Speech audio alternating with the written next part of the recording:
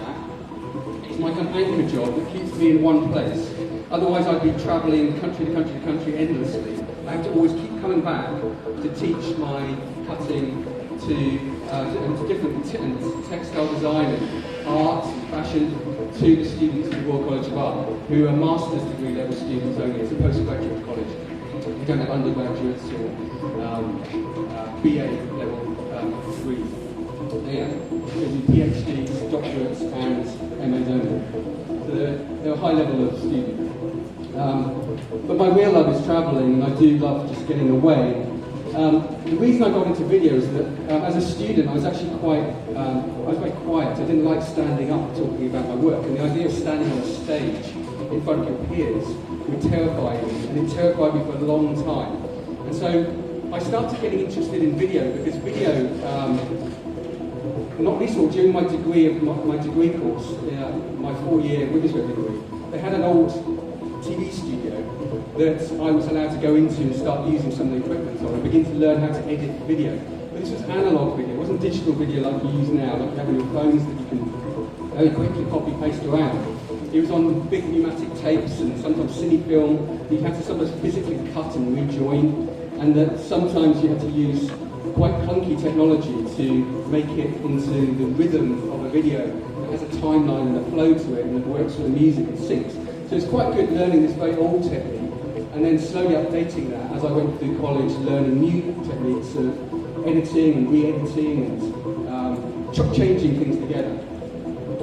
So the different videos you're seeing are a whole mishmash of stuff, and some of it has included some look at some Japanese fashion design, which was very influential to me during my undergraduate course. I was very intrigued by how the designers of Comme des Garçons and Yohji Yamamoto and Izzy Miyake, how they cut and constructed their garments and had asymmetrical use of left and right and back and front, and there was space within the garment. Because in the sort of late 80s, when I was first starting to learn the making of garments, there was a lot more tailoring going on, a lot more elimination of space between the outer shell of the garment and the inner shell. And so seeing the Japanese designers really opened my mind to this idea that perhaps you can cut and construct garments with huge amounts of voluminous space within them, and that maybe some of these structures can enter the architectural realm in their scale, go much, much bigger. There's a particular Japanese designer called Yoshiki Ishinuma who made these big wind structures that were being shown a little bit, a few of them were dotted around in the video behind me. And these just fill with air like a hot air balloon, and these really inspired me because they began to take on much larger proportions that don't necessarily need to be measured in small units of measurement, like, for example, a tool such as this, which we call a pattern master, which is a very grand title for a piece of plastic. It has very small numerics on it. It has little tiny millimeters and centimeters, but if you're dealing in something that's much, much larger, that's maybe fills with air like a hot air balloon, then you might not want to work in such a small measurement because you'll be there all day measuring it, and perhaps you need to use a larger unit of measurement. So it began to challenge how I use measurements, and sometimes what tools I use, rather than using tools that are given to you to help facilitate making. Perhaps make your own, maybe develop your own kind. So I'll be showing you some examples of tools that are homemade and which relate more to the individual, the person, or to my own movements, to help facilitate making rather than sometimes get in the way. I've noticed a lot that when people are pattern cutting, they're often very stressed over their pattern. They're using these tools that are all millimeters and centimeters, or if you work in America, sometimes it's inches and quarters and things like that, fractions. And everyone's very hunched up in their shoulders using very fine tools, little pencils that are very precise and accurate and like needles almost. But their shoulders are very tense, and they're often kind of like working over it in a way that doesn't necessarily have much flow to it. And so I like to now challenge ways of making garments that perhaps have a little bit more humanity in the way they're drawn. Maybe they come from the arm and the wrist, and they need a little bit of shape beforehand to loosen you up. And a bit like if you do any exercise, if you go running or you go and play a sport, you may do a stretching or warm-up exercise before. You might do a bit of yoga. And so I use these techniques of trying to loosen the body before drawing patterns, because then the pattern flows more. And when it flows, it's more like the end material that we're using, which most often than not is a fluid textile that flows and is not like wood or stone or paper or cardboard in its material properties. It has drape and flexibility, it has grain lines that stretch and flow in different ways. And of course, all material is unique. It's a very precious and important thing. And so you have to honour that cloth, and you have to kind of relate to it and understand it. And so I feel that drawn lines that perhaps use paint, for example, wet paint, are much nicer than lines that come from hard implements like 2H pencils and tools that maybe restrict you in some way and make you stressful over the work. So I don't do this all the time. Sometimes I'm very measured, very accurate. Other times I want to have tons of freedom to make a pattern that is very loose and more like the material I'm working with. But I do like the material, particularly if I'm being experimental, to tell me how to cut it. It's something that I need to learn, feel in my hands, to weigh with your arms, and not to become remote from. Because a lot of times in design industry and also in design education, unfortunately, we have the designer, and then we separate them from the pattern cutter, from the machinists, from the stitchers, and the embroiderers and the textile people, and it gets broken up. And for me, in my labels and my working, I need to reunite that. I need to actually often get on a sewing machine and stitch my own stuff, because I need to. The reason for doing it is to try and get a feeling for the material itself and its weight and its handle, that then informs my cutting, which then later informs what the design becomes. And so I can't separate these jobs from each other, and I also can't see that there's a hierarchy there, because unfortunately in the way that we celebrate fashion, it's usually the designer who comes and takes a bow, who laps up all the applause and the praise. But that's really an incomplete picture of how fashion works. Fashion is about teamwork. There's a whole team of very talented people who work on the construction of garments. And I've noticed before, through my experience of industry, they're often going to work for a designer who isn't very talented or skillful technically. I watch them create a very poor sketch, which they then pass to a very skillful cutter who reinterprets it with the machinists and makes it into a much more perfect and amazing design. And yet when it comes to the fashion shows and the celebration of the work, the designer, who's called a genius, takes the bow, and the artisans, the makers, are hidden from view. And this is very, very common in fashion. Unlike the film industry, where there is a long list of credits at the end, and everyone gets thanked, from the carpenter to the assistants who made the tea, the legals team, everyone will get a look in. It doesn't always work like that in fashion. They may have a sheet of the show that credits people, but often that's overlooked and it's not really applauded. And the media that write about fashion design don't reference it hardly ever. And so I think it's very, very important as designers to put forward what is most important to you. And to me, it is the act of making, the act of constructing, and it not necessarily being done where I'm passing it and delegating it to some sort of underling. I need to show that that is a very honourable and creative craft. And so, for me, all of my design now comes through pattern cutting. And pattern cutting is designing, and stitching too is designing. I don't like to separate any of those things from each other. And if ever I assemble teams together to work where we need to be a bit more collaborative, sometimes I will bring in machinists, sometimes more people who call themselves machinists, people who are cutters, and sometimes interns. And together, maybe I will start the design process, but then maybe on another day, I will give the role of the designer to somebody else. Let them be the designer of the day, and I'll be the intern. Let me follow some of the things that you are going through. And I quite like working in this way, where we try and break down the hierarchies of the making process, and it not just be seen that the designer is always the leader, and always the person who's high and above, all these very talented makers beneath them. I learned this skill particularly by watching, when I was doing my menswear MA, I was particularly interested in watching tailors work. So at the Royal College of Art, they would bring in an old tailor. There was a guy called John Polaris. He was nearly in his 80s. For 60 years of his life, he'd been a tailor. He didn't learn it at college. He learned that craft by he was a Cypriot tailor from Cyprus, and he'd learned it through his long life of experience of slowly honing these skills. But when you watched him work, he'd make a beautiful jacket. And when he was doing it, he would use no patterns. He'd simply look at you, see how you're slouching, how you're standing, and just simply interpret those lines through the chalk directly into the cloth. That kind of experience isn't something you can learn at college.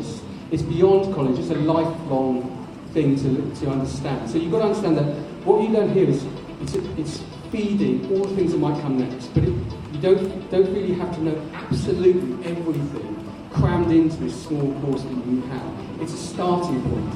It's what feeds your imagination, your determination beyond you.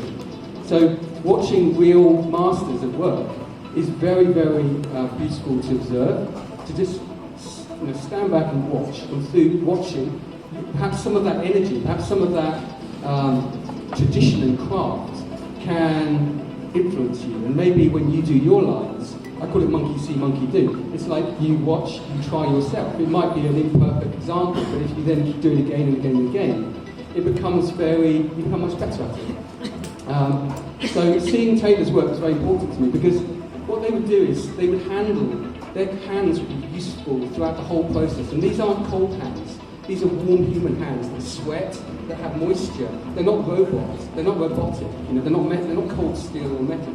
So in the sort of more traditional view of robots, because obviously robots are becoming a more clever.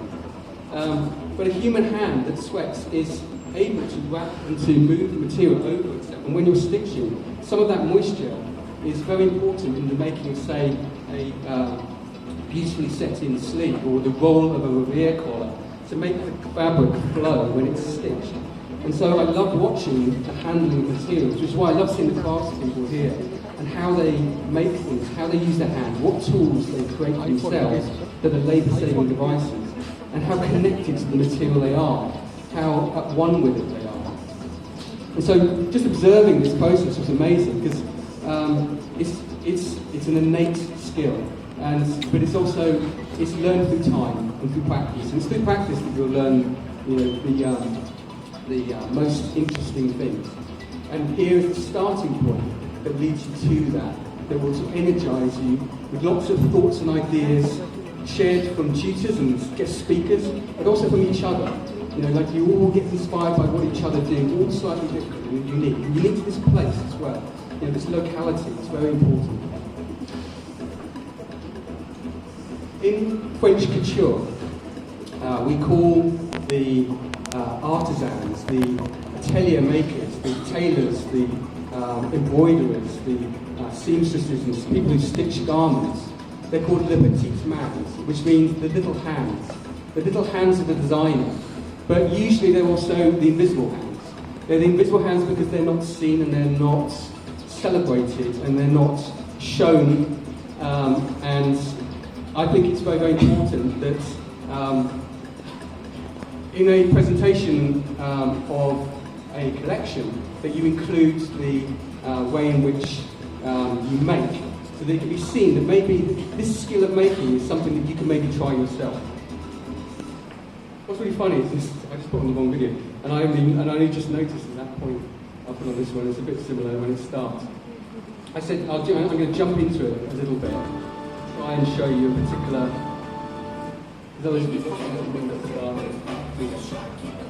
Here's a good starting point. I thought that I was playing the other video that had Japanese stuff in it. Now I have Japanese design. Okay? So now you know what I'm talking about. This video was made for a big gallery in London called the Barbican Gallery. It's a national gallery of art. And they were doing a big retrospective of Japanese fashion designers' work, showing the work of Izumaki, Komnagasa, Yohji Yamamoto, all the greats.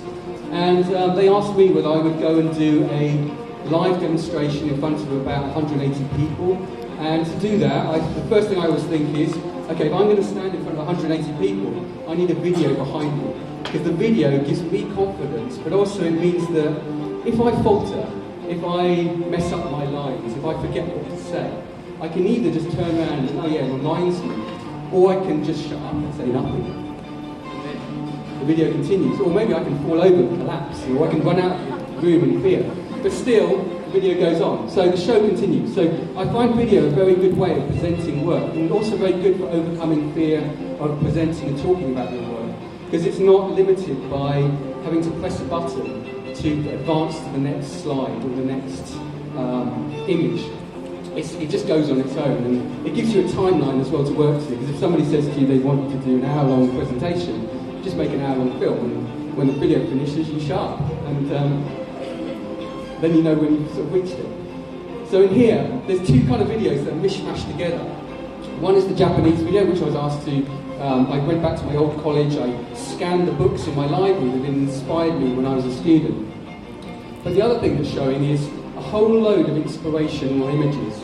And these images were part of a website I created, which was called Wednesday Website. If you remember, I said I was into computer coding and science stuff before I got into fashion. Well, I was very interested in the idea of coding websites and getting into different computer languages. And so I started making websites for myself and for other people. And it was very sort of amateurly done, very sort of like Bride of Frankenstein, where you just chop and you get a bit of code and you copy and paste it together and just see what happens when this collision of codes occurs. Sometimes it goes right and sometimes it goes wrong. But often in the process of going wrong, you really learn something. So when things go wrong, you can really sort of inform and change your judgment. So I made this website that would only open on a Wednesday between the hours of 10 in the morning and 8 in the evening. And the reason I did that is that we now live in this sort of world where everything is available all the time if you have electricity and Wi-Fi. You can look at websites at any point in time, you can look at videos at any point in time. It's very different when I was growing up and when I was at college. I didn't have mobile phones, I didn't use the internet. If we had to go and meet people, we had to turn up at a particular time, otherwise we'd miss them. And there was no way of telling them that we would be changing plans. So we didn't change plans, we'd turn up on time. And that's the way that I sort of learned things. And that's how video was sort of digital stuff. I wasn't sort of using it in the same way as I do now. So with social networking, with everything being available all the time, I like the idea of making a website that would, instead of being open 7 days a week, it's only open 1 day a week, and only between certain hours. Otherwise a sign comes up saying closed. And what it does is it forces people to set an alarm and to look at your work, otherwise they miss it. And some people just continuously miss it and never see it. So you cut down your audience very, very dramatically. And you might think this makes no business sense whatsoever. But sometimes certain things do make business sense. What it actually did was it focused my audience. Only my fans, only the true fans would set a clock, watch it wherever they were in the world, and see it on that particular day. And onto it I would put my inspiration, all the things that inspire me, that catch my eye. And as a designer, there's many, many things that catch your eye. It's not just about fashion, it's about architecture, it's about music, it's about people, it's about tastes and smells and overheard conversations and strange little ideas. But you collect it together like a sponge, you absorb it. And it's very important, so once you have this work, to then reflect upon it and to develop it further and to take it and transform it into something new. And so what I was showing every Wednesday was my inner process of designing, just my research process, so that people could witness it and see it in kind of, not real time, but almost like an event. Wednesday became an event for people to see things. And these days, we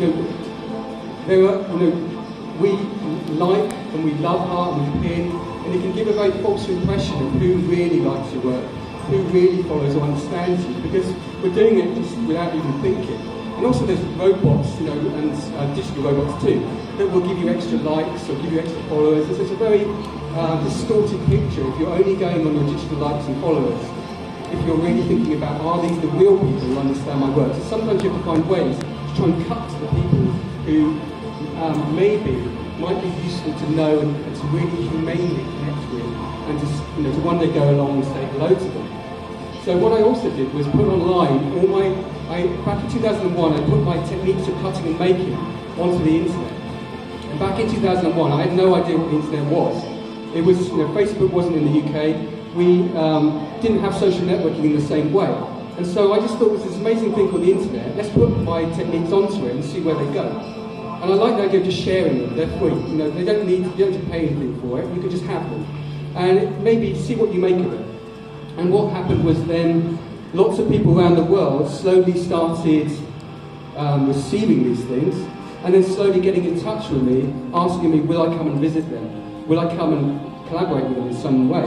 And as time goes on, I don't really advertise my work, I go and work in a place, I put a record of that online, and then somebody else somewhere sees it and they invite me. And it's a continual process that just, it's like a rolling ball. But it means that I've got a lot of work out of just sharing my stuff and allowing it to fall into their hands and into their experience, to connect with their thinking, and for them to try it out and do as they wish with it.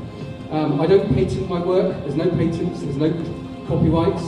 I have a free book that you're welcome to download, which is called Free Cutting, and it's 129 pages, which explains a lot of my methodologies of making. And at the end, I'll stick it on the screen so you can download it. But you're welcome to share it, to print it, you can sell it if you like. I don't care. You're welcome to. You know, if you want to be industrious, why not? Why don't you give industrious ones and start selling it? But for me, it's just free and it goes wherever. And I go and teach it, not just to students, but also sometimes to design companies and to design teams to try and change their geometric thinking, and also change the way that they approach fashion design, so that maybe I can look at their process and show them another angle on it, another way of maybe expanding upon it. And I do this with companies like H&M and Nike and COS and companies like that are intrigued by having other designers come and reinterpret their work in some way.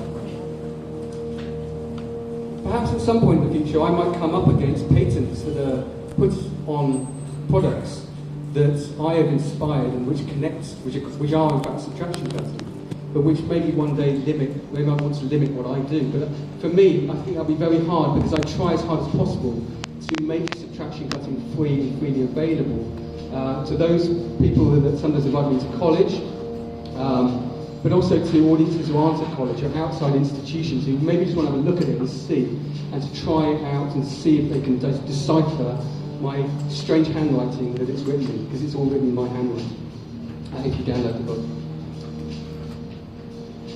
One thing I've not said, which will come in a little bit, is that after I left my master's degree, I worked with a designer for a bit, and I got experience with the industry and sometimes how harsh the industry can be.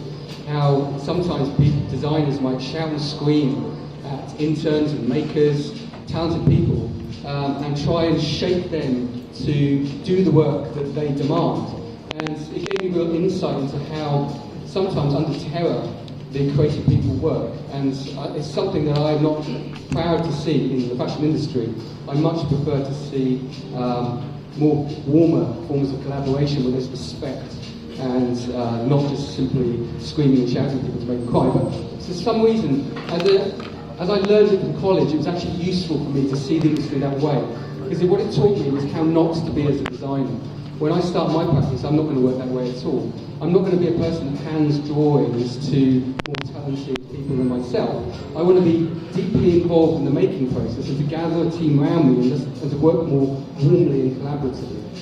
So I set up a label in 1998, which was called Nothing Nothing. And Nothing Nothing was a real empty title as we approached the new millennium, the year 00. 2 zeros, 2 holes joining. And these two nothingnesses, this new time that we were growing into, this brave new world, was a fascinating thing for me. And so my early collections were quite experimental and futuristic, at a time when actually a lot of people as the year 2000 turned, were looking at 80s revivals and 90s revivals, as the stylists and designers started to relive their childhoods and start to mine that inspiration that they had grown up with. For me, my focus was trying to think forward, trying to make design that's never happened before. It's very difficult just to figure out ways to do that sometimes. As students, you might put yourself under a lot of pressure and pull your hair out a lot, think, how do I find the thing that nobody has done? Does it even exist?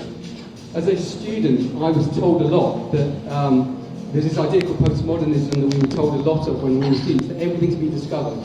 And that in fact, to reinvent the past, you just take cocktails of bits and pieces of things that have already been created and just rejig them into a new order, and perhaps you might discover something new.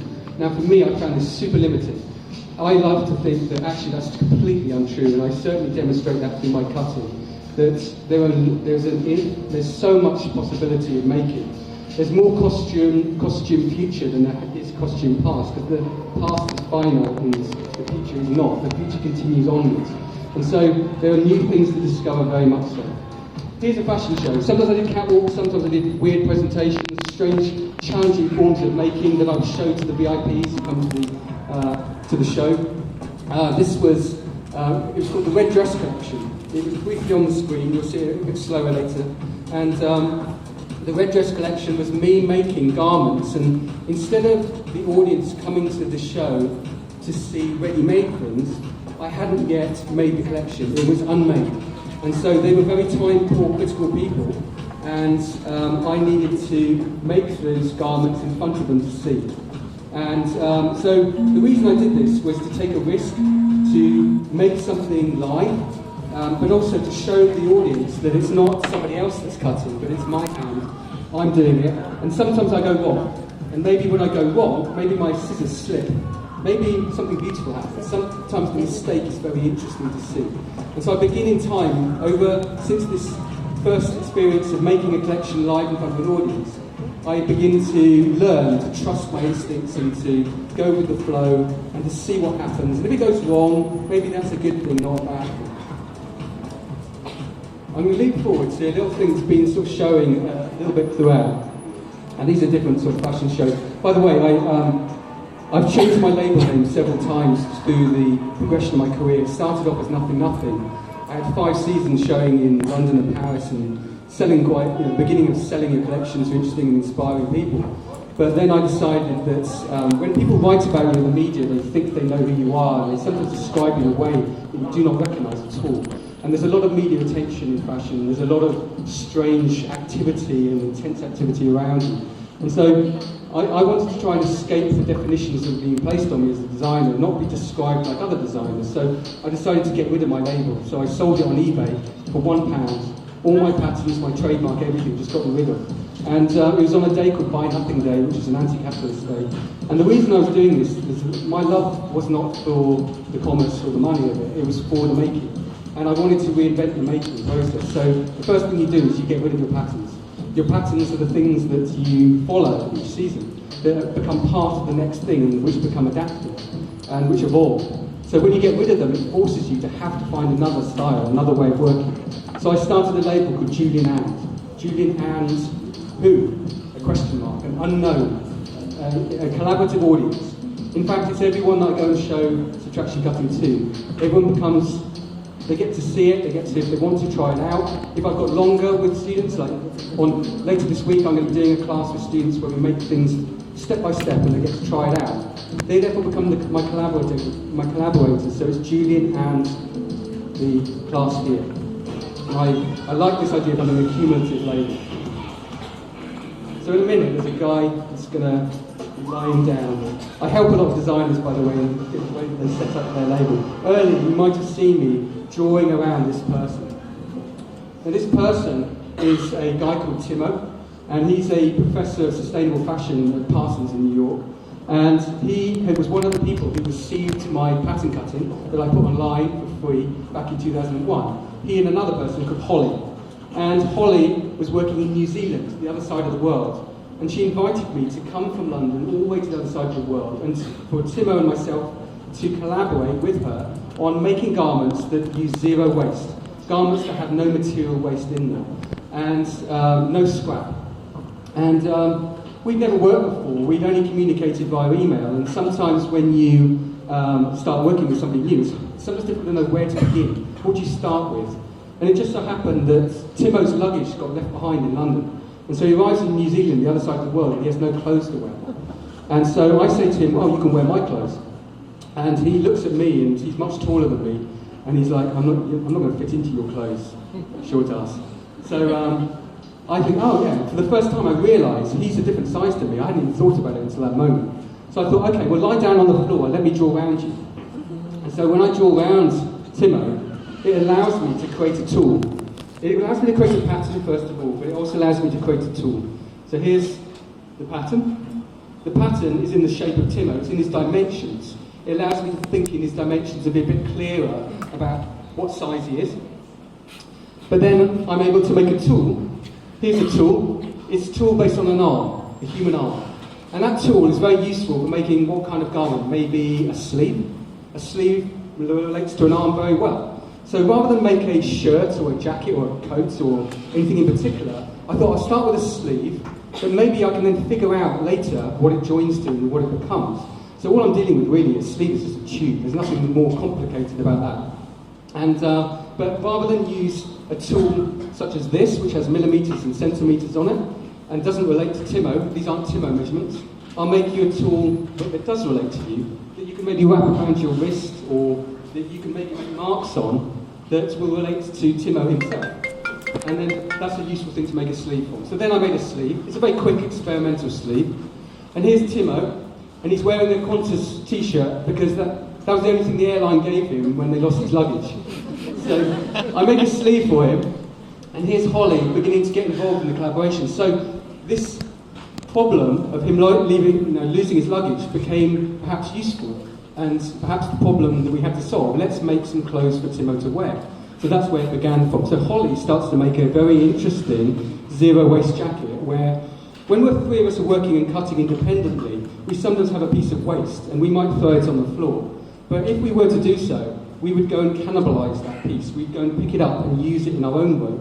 So we begin to use each other's scraps, a bit like jigsaw pieces, where we pick up somebody else's strange discarded shape, which to us is like, wow, that's a nice shape, I'll use that somewhere else. So we begin to work together in this way by sort of feeding off each other's waste materials. And Holly makes this quite interesting zero-waste shape that is using my sleeve. She's beginning to get a bit of a sort of feel for the making process. Together we went on and made 50 outfits together with students. So it was the rolling ball that had to start us working together. But at this point, Timo is feeling a bit bored. And so he takes the sleeve, and instead he puts it on his leg upside down. Now, seeing it on his leg, I think this is much more interesting on a leg than on a sleeve. So forget sleeves, now we're making trousers. And I like this idea that sometimes when you're designing, you think you're doing one thing, and then in a moment you're doing something else, just by the fact that people are mischievous when they try garments on. They pitch it around, they put it on in strange ways. If you are a garment maker, if you allow a person to put on a garment in front of a mirror and you stand back and observe them, you may witness them wear it in a very intriguing way. So watching and seeing Timo like this, it reminded me of something else entirely. It reminded me of a sculpture by an artist called Umberto Boccioni, who in the sort of 1914 made these very interesting futuristic sculptures. They've always inspired me since I was a child. And what I love about them is the feeling of dynamics of movement. They're not just tubes, they don't just stay still, they feel like they're moving. And that's the feeling I got when I saw Timo, is another Boccioni sculpture. Here's a nice cross-section of a leg, just so you can see a little bit of anatomy. This is a bit of an anatomy class, since I'm taking the piece apart. Here's a tool I'm making based on my own arm. Here's Timo lying down, and then we make the trouser. And so it had this feeling of kind of movement to it that I wanted to try and sort of hold on to. And so from this process came the first garment that we collaborated on together, which was called the Timo Lost Luggage Trouser. Now when you see a pattern like this, and it's a little bit distorted by the aspect ratio of the screen, but when you look at a pattern like this, you might think, what the hell is it? You know, how does it work? And perhaps if you've made garments before, you might therefore zero in on the one thing you recognise. You might recognise this. It's a dart. A dart is a triangular piece of space, and when you remove it, it creates a contour.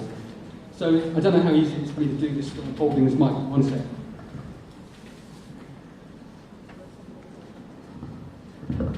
If I took a triangle out here, it would create contouring for the bust, for example. This piece of this little triangle that's removed, often people say, make sure you add a dart to a pattern. You never add a dart, you will subtract a dart. So this idea of subtraction is very important to me. It's a way of describing how you create shape through subtraction. This dart is actually on the back of the trouser. It's actually a little bit like this. So here's the dart. this little triangle bit of space. If I just put my leg through it,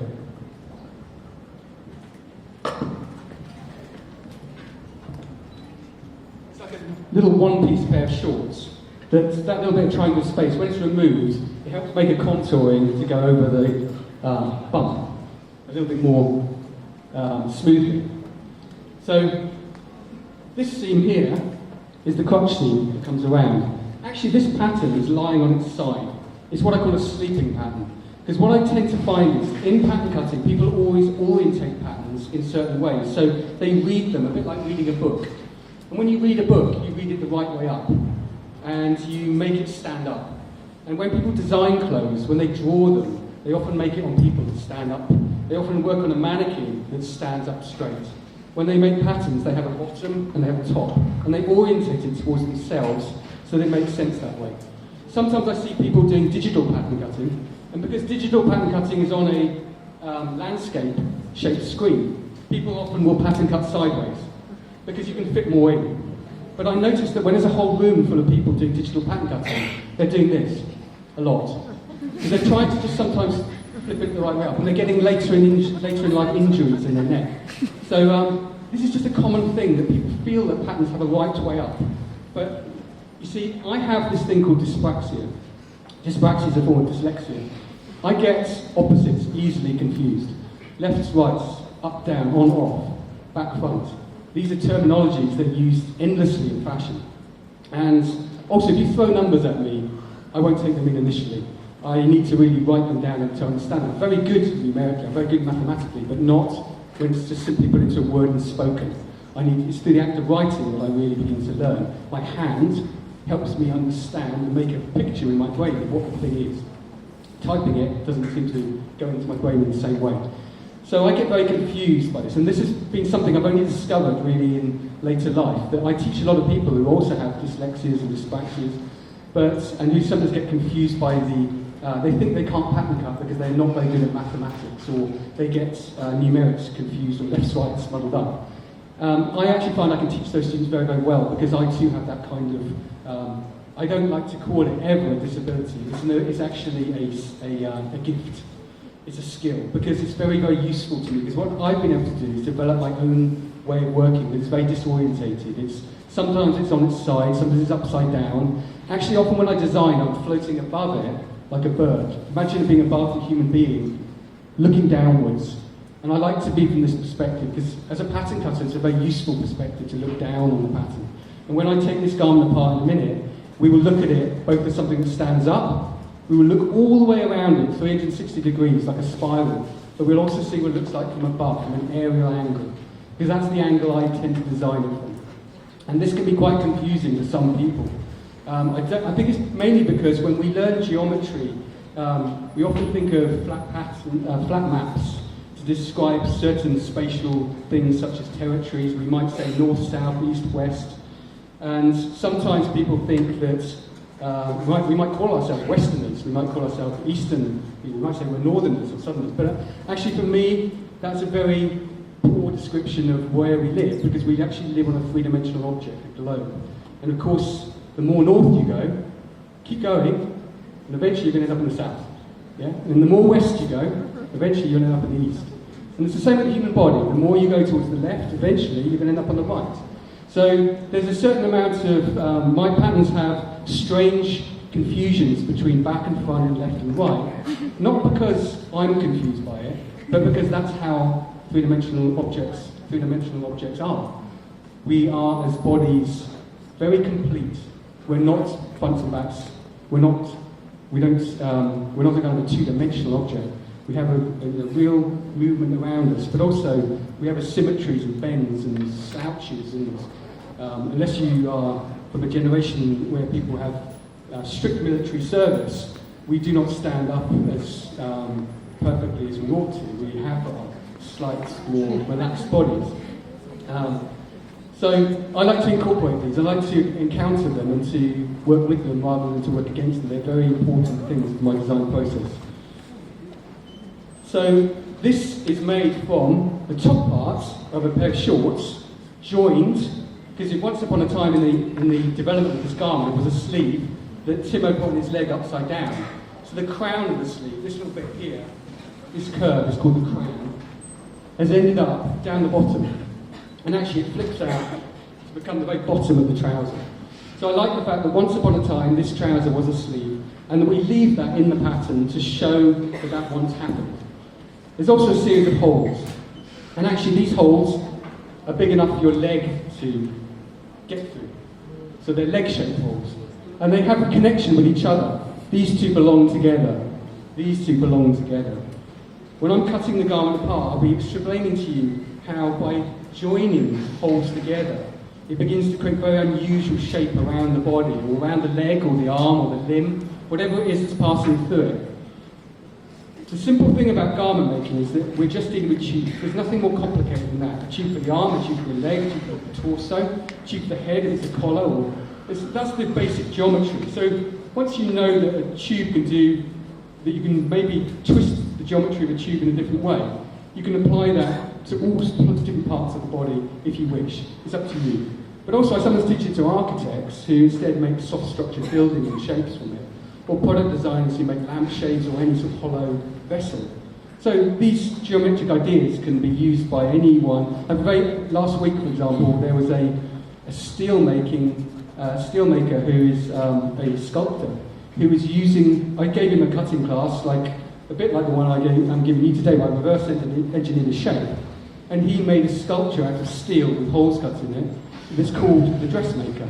And it's very lovely to see a very, very different material really transforming those geometric techniques.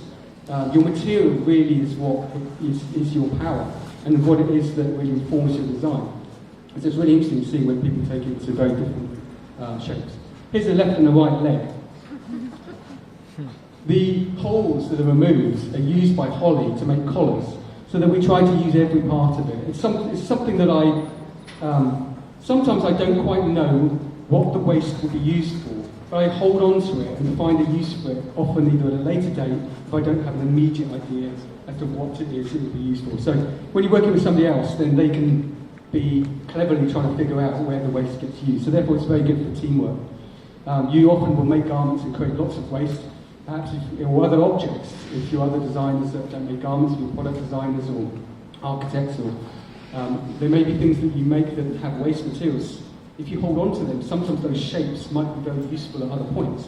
Not necessarily just for yourself, but when you give them to others and they then try and figure out what this strangely shaped debris can potentially be used for. And so it can be something that's very creative to try and find a secondary use for the bits that you remove, that you subtract. Here's a trouser that's made and being fitted, because whenever you make a garment, it's not finished yet. It needs to then be put on the body to explore, to see how it feels, to make changes, to add all the important things you need, like pockets and flies. And luckily, when I was working with Holly and Timo, we're very technically driven people, and so we are really interested in trying to be who is the best sewer, who's the person who can sew the best. And so we make it into a bit of a game to see who can almost like outdo each other. And it was a very interesting collaborative process working with them, which then led on to a very big body of work. I'm going to jump back to a video, just to have it in the background. So the next stage is, I think I'm going to take this garment, I'm going to put it on a rushi, and we can just look inside it, just see what it's made from. And I'll try and explain to you how it kind of works, and how, when you saw before, there were holes that connect together, I said they're big enough for the leg to get through, and I said they're in pairs. And I'll try and explain how this pairing of negative space can create very unusual objects around the body. So the best thing to do is, I believe, would be probably if a rushi can come forward, and I can... The difficulty at the moment is that I'm holding a microphone in my hand, and it's going to become... I need my limbs in order to cut with and to use my scissors. So it might be that somebody, unfortunately, might hold it.